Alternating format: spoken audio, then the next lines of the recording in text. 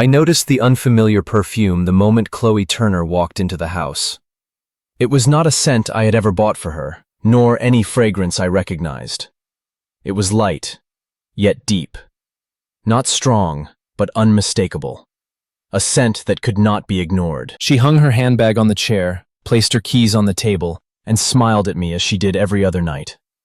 Nothing in Chloe's actions suggested she was hiding anything, but that scent remained on her coat collar, like a quiet and unfamiliar whisper. Our house is in Pasadena, California, a quiet neighborhood where people greet each other every morning and believe their marriages are just as peaceful as the street in front of their doors. We have lived here for 4 years, in a small 2-story house that is warm enough, safe enough. Chloe Turner, my wife, is 32 years old, working in marketing for a cosmetics company. She is always delicate, neat, and knows how to make people feel comfortable. I loved her for that gentleness. I still loved her. At least, until that night. I am her husband, the man who has lived with her for 6 years. The man who believed he understood every small change in the breathing of the woman he loved. And because of that perfume could not deceive me. Chloe said she had a late meeting. Her voice was natural. Her eyes did not tremble. She leaned down and lightly kissed my cheek. But when she turned and walked toward the bedroom, I remained standing, feeling that the scent had not left the air. I did not ask. Not because I was not curious, but because I understood one thing. Rushed questions only make the truth hide deeper. I took off Chloe's coat and hung it in the closet. When my fingers touched the fabric, the scent became even clearer. This time, I no longer doubted. It did not belong to me. That night, we lay next to each other on the bed. Chloe turned her back to me very quickly. I stared at the ceiling, listened to the sound of the air conditioner, and realized I could not fall asleep. Not because of the perfume, but because something in my marriage had just changed. I began to recall small details. The messages Chloe replied to more slowly. The evenings she came home later. The phone calls she took on the balcony. Before, I had never paid attention. Now, every memory lined up into a clear, straight line. I asked myself whether I was imagining things. Whether I was doubting the woman I loved because of only a scent. But a man's intuition is not imagination. It is experience built from very small things. I turned to look at Chloe. She was already asleep. Her face was still gentle, still familiar. But inside me, an invisible distance had appeared. I was not angry. I was not in pain. I only felt more awake than ever. I understood that from this moment on, I was no longer a careless husband. I had become an observer, and in the silence of the room, I knew that this scent would not appear only once. It was the first sign. And I had decided that whatever the outcome, I would go all the way with the truth. I don't remember how many minutes I slept that night. Maybe none at all. I lay staring at the ceiling until the faint morning light slipped in through the gap in the curtains. When Chloe Turner woke up, she acted like any other day. She went into the bathroom, turned on the faucet, checked her schedule on her phone, then came out to the kitchen to make coffee. If I hadn't smelled that unfamiliar perfume last night, I would have believed nothing had happened. But there are things that, once you've seen them, you can't see the same way again. Our kitchen has a glass door looking out to the backyard. California sunlight fell on the wooden table, making everything look clean and peaceful. Chloe set 2 cups on the table. She asked if I had an early meeting today. The way she asked was still as gentle as before. She still called my name softly, still added a little milk to my coffee because she knew I didn't drink it bitter. If anyone looked in, they would think we were a stable couple with no cracks. I used to think so too. I sat down. I looked at Chloe, trying to find a sign. The wrong kind of tiredness. A glance that avoided mine. A quickened breath. But she was so calm that it made me wonder if I was being too sensitive. Then I saw it. When Chloe's phone buzzed, she didn't leave it on the table like she usually did. She quickly reached out, pulled it closer, flipped it face down, and slid it fast into the pocket of her thin robe. That action lasted only a second, so fast that if I hadn't been looking at the right moment, I would have missed it. But I saw it. I held my coffee cup. I said, very casually, as if talking about the weather, "How was the meeting last night?" Chloe took a sip, set the cup down, and answered, "Yeah, it ran long. The client changed the brief at the last minute." Her voice was smooth. The answer made sense. But she didn't look me in the eye. Only for a moment. A small part of her eyes slid past me, and then away. A very small detail. But the smallest things are often the truest. I nodded. I didn't ask more. I didn't want to turn the morning into an interrogation. In America, people don't argue with shouting right from the start. They usually stay calm, keep boundaries, keep their self-respect.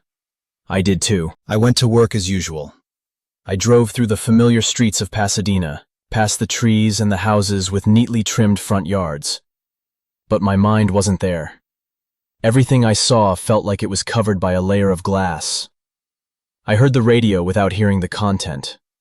I remembered the unfamiliar perfume and the cold feeling in my chest. At the office, I tried to focus. I answered emails. I held meetings with the shipping team. I signed some paperwork.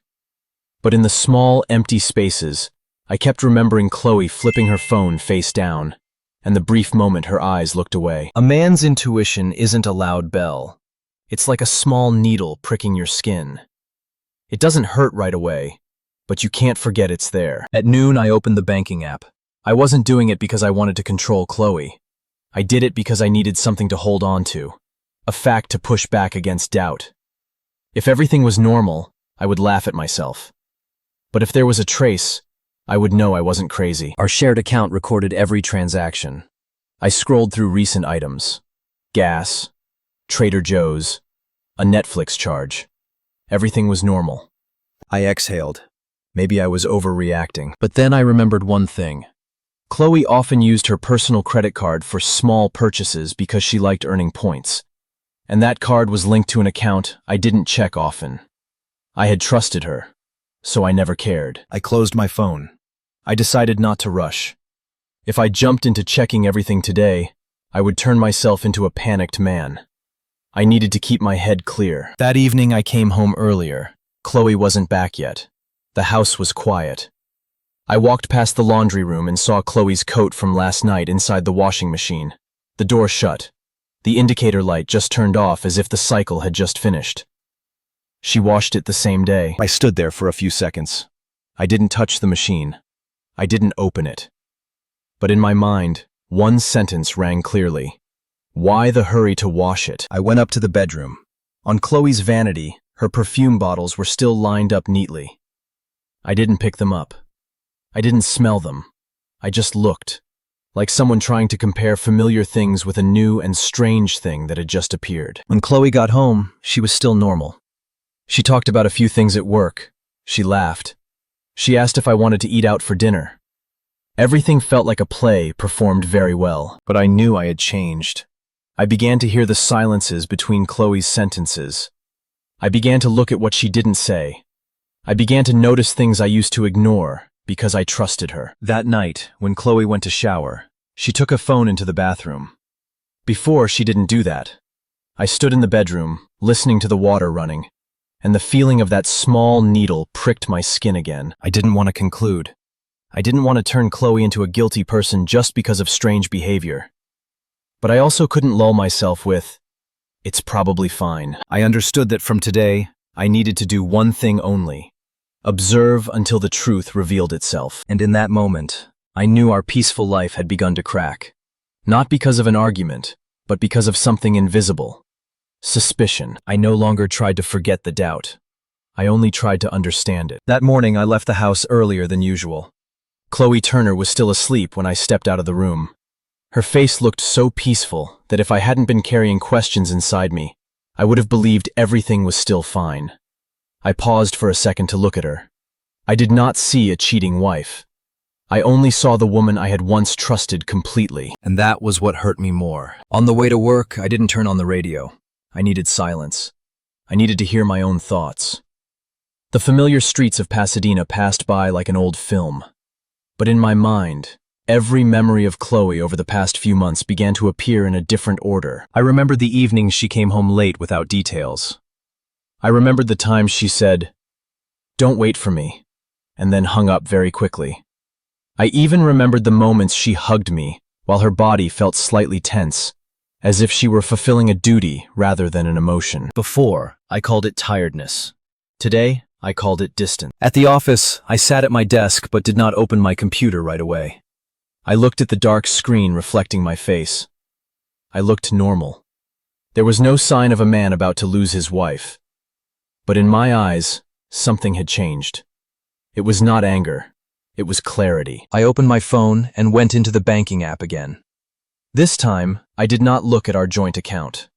I logged into Chloe's secondary account, the account she once asked me to help set up when we first got married.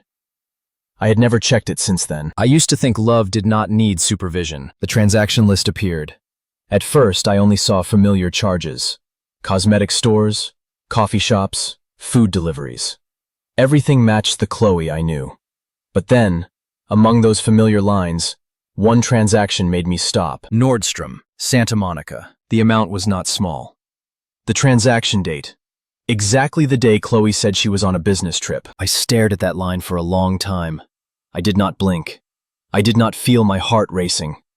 I only felt a cold, empty space opening in my chest. Chloe rarely shopped in Santa Monica. She usually went near our home. And that amount was not for a small item. I tapped on the transaction details. Only the store name, time, and amount. No product description.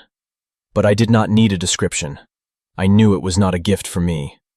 I also knew I had never received any gift around that time. I asked myself, if it was not for me, then who was it for? I put the phone down on the desk. I closed my eyes for a few seconds. In that moment, I did not think about betrayal. I thought about something else. Chloe had been close enough to that person to buy an expensive gift. At noon, I did not eat. I only drank water. A colleague asked if I was tired. I nodded. I could not say that I had just discovered my marriage might be standing in front of a wall. I did not want to believe it. But I also could not turn my back on the numbers on the screen. I told myself that one transaction was not enough to accuse anyone. In America, people have the right to be presumed innocent. Even in marriage, I had to give Chloe that right. But I also had the right to find out. That afternoon, I opened Google Maps. I searched for Nordstrom Santa Monica. I looked at pictures of the store. I imagined Chloe walking into it. I tried to put myself in her position, what she wore, how she smiled at the staff, what she thought when she swiped her card. And I realized the thing that hurt me most was not the gift. It was the fact that Chloe had lived a moment in which I did not exist. That evening, Chloe came home with a bag of food. She put it on the table and said she was afraid I would be hungry. I looked at the food bag and felt a bitter kind of irony. She still took care of me. But at the same time, she was sharing her emotions with another person. We had dinner. Chloe talked about work. I listened. I nodded. I did not ask about Santa Monica. I did not mention Nordstrom. I showed nothing. But in my head, every sentence Chloe said carried another layer of meaning. When she smiled, I wondered if she smiled like that with him. When she was silent, I wondered who she was thinking about. That night when Chloe slept, I lay staring at the ceiling again. But unlike the previous night, I was no longer confused. I had a concrete piece of the puzzle. I understood that the unfamiliar perfume was no longer a vague suspicion. It had become a trace, and I also understood that to know the full truth, I would have to take one more step. I did not go to Nordstrom that day, not because I was afraid, but because I understood that some truths, if seen too early, would not allow a person to stay calm enough to see them clearly. I needed to prepare myself with a different state of mind, not as a wounded husband, but as a man who wanted to look directly at reality. The next morning, I told Chloe Turner that I had something to do in Santa Monica. She only nodded without asking more. That slight indifference made me realize that the distance between us was no longer just a feeling, but had become a habit. I drove along the highway toward the ocean. Santa Monica appeared with sunlight, wind, and the familiar liveliness of a coastal city. People laughed, people shopped, people lived lives that had nothing to do with me. And I was driving toward a moment that could change my entire marriage. The Nordstrom parking lot was quite crowded.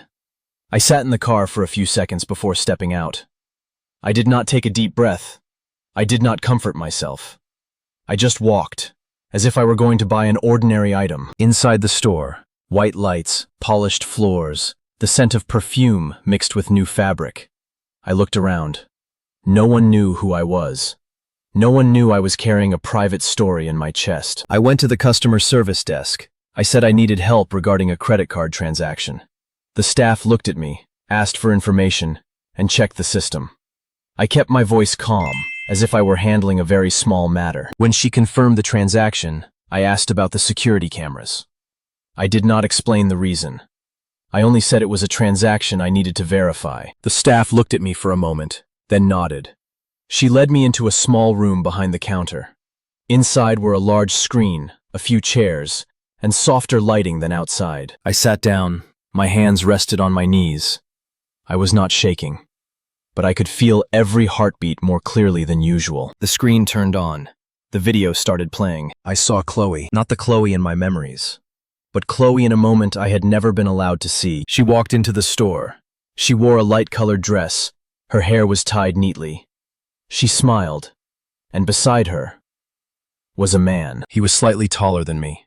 He wore a simple shirt. His face was ordinary, nothing special. But the way he stood close to Chloe was very special. They talked. Chloe laughed. She leaned slightly toward him. A very small gesture, but very clear. I saw him reach out his hand. He did not hold her hand. He only lightly touched Chloe's hand.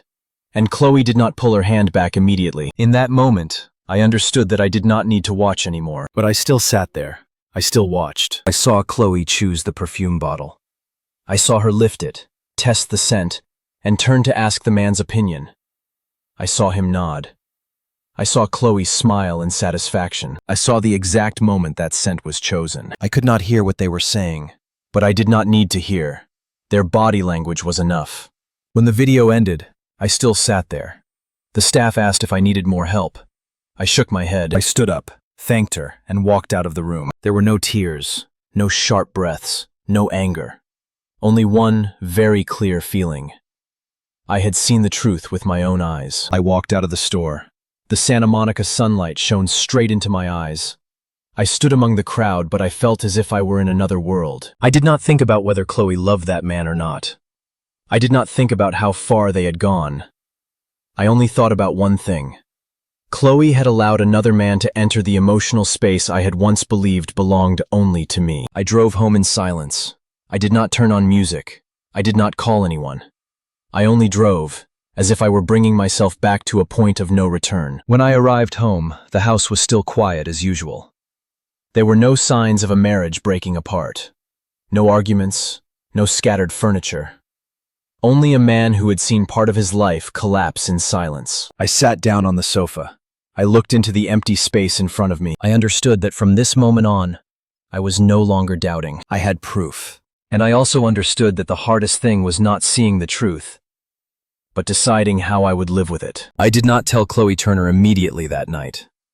Not because I was not ready, but because I wanted to be sure that when I spoke, I would not speak from anger, but from clarity. I showered for a long time.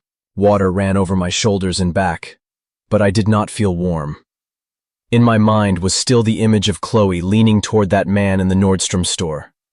Nothing too intimate, but nothing innocent anymore. When I stepped out of the bathroom, Chloe was sitting on the bed, leaning against the pillow, scrolling on her phone. The yellow light made her face look softer. If I had not known what I had seen, I might have walked over and hugged her like every other night, but I only stood at the door. I called her name. Chloe! She looked up. Her eyes were still normal. No fear, no worry. Just the eyes of a woman who believed she was in a peaceful evening. I walked to the table, placed my phone down, turned the screen toward her. I did not say anything else. I only played the video. Chloe looked at the screen. At first, she did not recognize it. Then her face changed very slowly. Not a sudden change, but a collapse layer by layer. She saw herself. She saw the man. She saw the moment the hands lightly touched. She saw the perfume bottle. The room was silent. No music, no water, only the sound of the air conditioner and the breathing of two people. When the video ended, Chloe did not say anything. She put the phone down. Her hands rested on her thighs, her fingers lightly clenched together. I was still standing. I did not move closer. I did not step back. I only looked at her. Chloe took a very deep breath. Then she whispered, "I'm sorry." That sentence was small, but it fell very heavily in the room. I did not ask why. I did not ask since when. I did not ask who he was. I only said, "Tell me the truth." Chloe looked up at me. Her eyes were red, but she was not crying yet. She said she never intended to hurt me. She said everything started very vaguely. Just conversations. Just the feeling of being listened to. Just someone who made her feel she was not invisible. I listened. I did not interrupt. I did not argue. I let her finish. She said she had tried to stop, but every time she tried, she found herself returning to those messages. She said she knew she was wrong, but she was not strong enough to cut it off. I realized that in Chloe's entire story, I was no longer the main character. I was only someone standing nearby, while her emotions had already been placed somewhere else. I did not get angry. I only felt one very clear feeling. Tired. Not tired from arguing, but tired from trying to hold something that no longer belonged to me. I sat down on the chair across from Chloe. For the first time in many days, I looked straight into her eyes for a long time. I said that I did not blame her for her feelings, but I could not accept her choice to hide. Chloe cried. Not sobbing, only tears falling very quietly. She asked me if I still loved her. I stayed silent for a few seconds. Then I answered that I still had feelings, but my trust was no longer intact. That sentence made Chloe lower her head. I understood that this moment was not the end, but a point of no return. We did not hug. We did not comfort each other. We only sat in the same room but already stood on two different sides of the truth. That night, Chloe slept with her back turned toward me, and I lay there for a long time looking at that back. And for the first time, I no longer felt it was where I belonged. I understood that from this moment on, my marriage would no longer be defined by what we once had, but by what we would have to face. And I knew I was standing in front of a choice that no one could make for me. After that night of confrontation, Chloe Turner and I did not talk to each other throughout the morning. We still lived in the same space, but like two people standing on opposite sides of the same house. She made coffee. I prepared to go to work.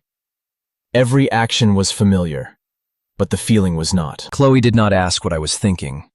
I did not ask how she felt. There are silences not because there is nothing to say, but because no one knows where to begin. I left the house first. When I closed the door, I heard the soft click of the lock, and in that moment, I felt as if I had just locked away a part of my old life. On the way to work, I thought a lot about Chloe's words last night. I just felt listened to. I asked myself when I had stopped listening to her.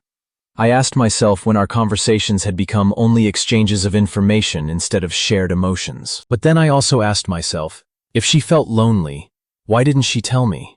Why did she choose another man to listen to her? At the office, I could not focus. Every email I read seemed to pass through my eyes without leaving a trace. I looked at the clock many times, not because I wanted the workday to end, but because I did not know whether I wanted to go home or not. At noon, I went out alone. I sat in a small cafe and ordered a black coffee. I watched people pass by and realized that the world continued normally, even though my marriage was standing in front of a crack. I thought about our early years together. Chloe used to tell me everything, from the smallest things at work to her most private thoughts. I used to be the first person she turned to when she was sad, and I used to believe that would always be so. But people change, not because they become worse, but because they slowly grow apart. That afternoon, I came home later than usual. Chloe was already there. She was sitting on the sofa, not watching TV, just staring at her turned-off phone. When I walked in, she looked up. We looked at each other for a few seconds. No one spoke first. I sat down across from her. I said that I wanted to understand the whole truth, not to blame her, but to know where I was standing. Chloe nodded. She said that the relationship had never crossed the physical line, but she also did not deny that her emotions had gone very far. She said that the man made her feel cared for in a different way. Not because I was bad, but because I had become too familiar. That sentence did not make me angry. It made me sad. I asked Chloe if she would have told me if I had not discovered it. Chloe stayed silent for a long time. Then she said that maybe she would not have. Not because she wanted to deceive me, but because she was afraid of hurting me. I understood that sometimes people use the excuse of not wanting to hurt to hide their own selfishness. I told Chloe that the thing that hurt me most was not the other man, but the fact that she had chosen to be silent with me. Cried. She said she did not know things had gone this far. She said she did not know what to do to return. I listened, but I no longer felt like I was in the role of someone who had to save a marriage at any cost. I was only listening to a woman facing her own choices. I told Chloe that I needed time. Not to punish her, but to understand myself. I said I could not decide our future while my heart was still so confused. Chloe asked if I was going to leave. I answered that I did not know yet. But I knew one thing. I could not continue living as if nothing had happened. The room fell into silence again. But this time, the silence was no longer tight like a string. It felt like an empty space waiting to be filled by a decision. That night, we slept on two sides of the bed, facing two different directions. No one touched anyone. No one cried out loud. But I knew both of us were awake in silence. I looked into the darkness and realized that some marriages do not end with a big shock, but with many small moments of distance. And I understood that I was getting closer to the moment when I would have to choose between keeping a relationship that had changed or keeping myself. That morning, I woke up earlier than usual. Chloe Turner was still sleeping. The faint light from the window fell on her face, making her look very peaceful. I looked at her for a long time, not with the eyes of an angry man, but with the eyes of someone preparing to say goodbye to an old version of himself. I did not touch her. I only stood up, got dressed, and walked out to the balcony. The morning air was colder than I expected. I took a deep breath, as if trying to breathe a little courage into myself. I no longer wanted to win in this marriage. I only wanted to be honest with myself. I thought about what Chloe had said, about feeling listened to, about familiarity making people feel invisible. I did not deny my responsibility. I knew I had gradually become a stable husband, but lacking emotional presence. I knew I had loved in the way of someone who believed stability was enough. But I also understood one thing. Love does not allow betrayal, even emotional betrayal. When Chloe woke up, I was already sitting at the dining table. I was not holding my phone. I was not reading the news. I was only waiting. Chloe walked out, looked at me, and softly asked, "You're not going to work?" I shook my head. I said I took the day off. She sat down across from me. We were both silent for a few seconds. Then I spoke, very slowly, very clearly. "I've thought a lot, and I want to tell you what I've decided." Chloe looked at me. Her eyes tightened. I said that I did not want to continue living in a relationship where I had to guess who the woman beside me was thinking about. I said I could not love in a state of suspicion, and I also could not force Chloe to return with promises. I said that I chose myself, not because I no longer loved Chloe, but because I no longer wanted to lose my respect for myself. Chloe stayed silent for a long time. Then she asked what I meant. I answered that I wanted us to separate for a while.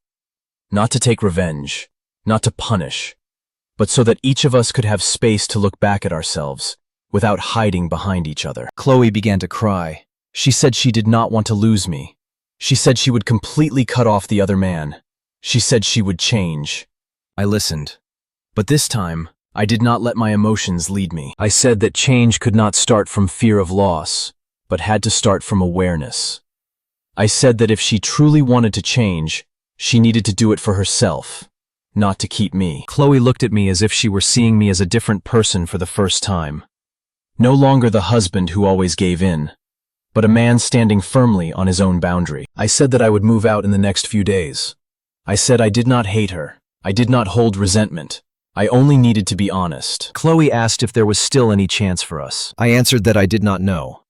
But I knew that if there was, it could only come from two new people, not from two people holding on to old cracks. Chloe nodded. Tears were still falling, but she did not say anything more. We sat there for a long time. No more arguments, no more persuasion. Only two people accepting that a chapter had ended. In the afternoon, I began to pack a few personal things. Not much. Just enough for a few days. Chloe stood at the bedroom door watching me. She was no longer crying. She only watched. When I pulled the suitcase to the door, Chloe said very softly, "I'm sorry." I turned back to look at her. I nodded. I did not say anything. I walked out of the house. The door closed very gently behind me. But inside me, I knew another door had closed forever. I stood on the porch for a few seconds, then walked away, without turning back. Not because I no longer loved her, but because I chose to love myself first. 1 month after leaving the house in Pasadena, I lived in a small apartment in Glendale. Not large, not luxurious, but quiet enough for me to hear myself clearly. In the morning, I made coffee for one person. In the evening, I came home alone. No one asked me how my day was, and no one made me hide my thoughts. At first, that quiet felt strange. It was like an empty room after everything had just been moved out. But later, I realized it was not empty. It was simply not yet filled with new things. Chloe Turner and I still kept in touch. Not often, not long. Just short messages to handle necessary matters. The way she wrote was different. The way I replied was different too. No more expectation. No more blame.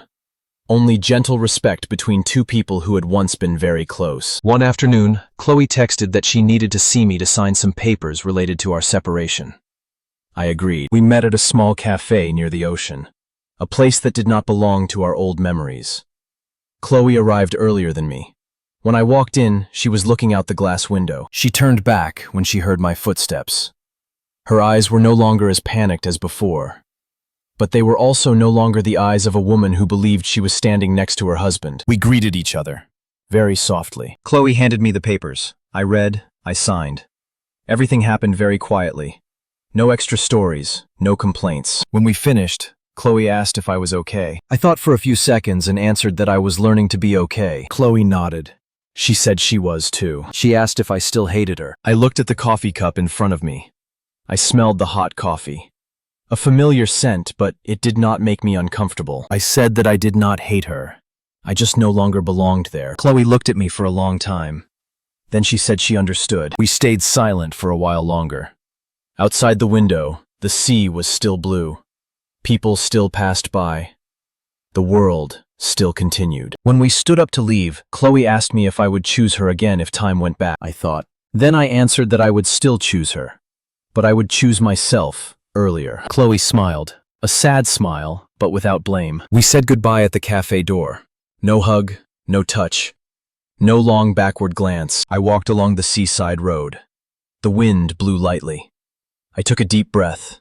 I remembered the unfamiliar perfume on the first night, the scent that had kept me awake, the scent that had made me doubt, the scent that had opened a chain of difficult days. But now, when I thought about it, I no longer felt pain. I only felt that it was the moment that woke me up from a life I had lived more by habit than by awareness. I understood that not every broken marriage is a failure. Some breakups are simply truths that arrive late. I also understood that justice is not making others hurt the way you have hurt. Justice is not allowing yourself to continue living in something that is no longer right. That evening, I returned to my small apartment. I opened the door. I turned on the light. I placed my keys on the table. There was no unfamiliar perfume, only the scent of peace. I sat down on the chair and looked around the room. And for the first time in a long time, I felt that I was exactly where I needed to be. My story did not end with a victory. It ended with a choice. And sometimes the greatest choice in a man's life is simply learning how to respect himself.